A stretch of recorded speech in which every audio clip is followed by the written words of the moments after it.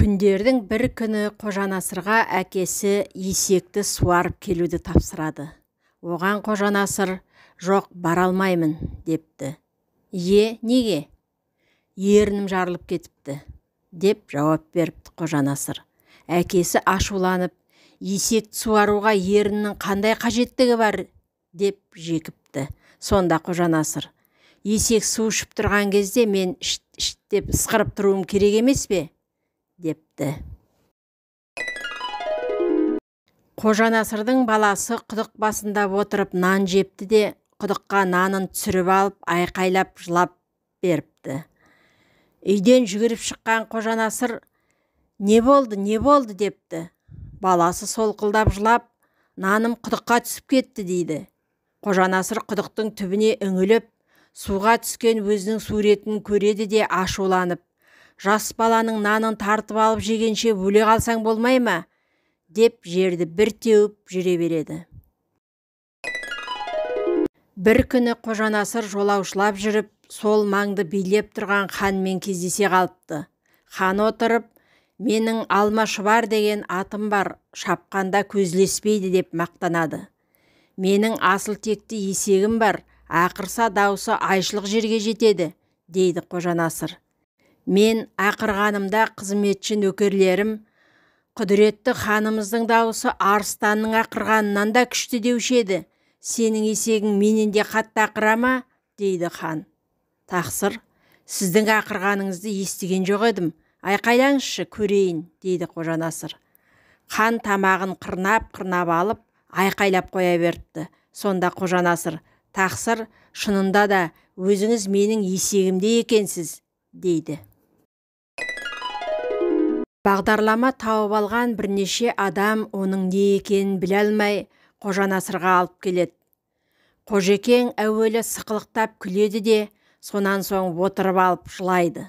Себебін сұрағандарға ол: мұның не екенін бірнеше адамның білмегеніне күліп едім. Сөйтсем өзімде білмейді екенмін, соған жылап отырмын, депті.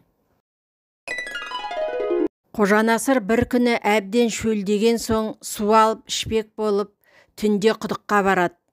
Құдыққа қауға салып тартса, су шықпайды. Бұған не болды деп Қожанасыр үңіліп қараса, құдықтың түбінен ай көрінеді. Қауғам айға ілініп қалған екен ғой, деп қожа жұлып тартып қалғанда, қауғасы шығып кетеді, өзі шалқасынан түседі. Жерге басын соғып есеңгіреп қалған Қожанасыр әлден уақытта көзін ашса, ай аспанда тұр. Сонда Қожекең қуанып: не болса о болсын, айды аспанға бірақ шығардым-ау, депті. Қожанасыр бұрын ораза ұстамаған кісі екен. Пайғамбар жасына келіп қалдың, енді ораза мезгілі жетті деп әйелі мазалай берген соң, Қожанасыр келісіп ораза ұстайды. Бірақ қарны ашқан соң қожа күннің көзінің ауыл сыртындағы тауға жетіп жасырынуын шыдамсыздана күтетін болыпты. Шыдамы кеткен Қожекең бір күні ақыл таптым деп үйін жығып есегіне арта бастапты. Әйелі аң-таң болып, бұның не деп Қожекеңнің бірдемені бүлдіретінін сезіп безек қағады.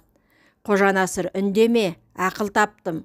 Ораза біткенше күннің қысқа жеріне барып отырамыз, деп таудың нақ шығыс жағындағы бір шұңқырға апарып үйін тігіпті. Бұл жерден күннің көзі түс аусақ тауға жасырынып қара көлеңке тартып кетеді екен. Қожекең күннің қара көлеңке болуын аңдып тұрады да, күннің көзі таудан асысымен қатын күн батты, ас әкел деп аузын аша беретін болыпты. Бір күні Қожанасырдың аттан жығылып жатқанын көріп, балалар сықылықтап күледі. Сонда Қожанасыр үсті басын қағып жатып: несіне күлесіңдер, мен өзімде түсейін деп жатыр едім, депті. Қожекең әйелімен сөйлесіп отырып: қатын, қарным ашты, асың бар ма, депті. Менің бетіме қарап отырып, қалай қарның ашады, дейді сұлу әйелі. Бұл сөзіңде тура, дегенмен ажардың күші аспен ғана қатын, депті қожа.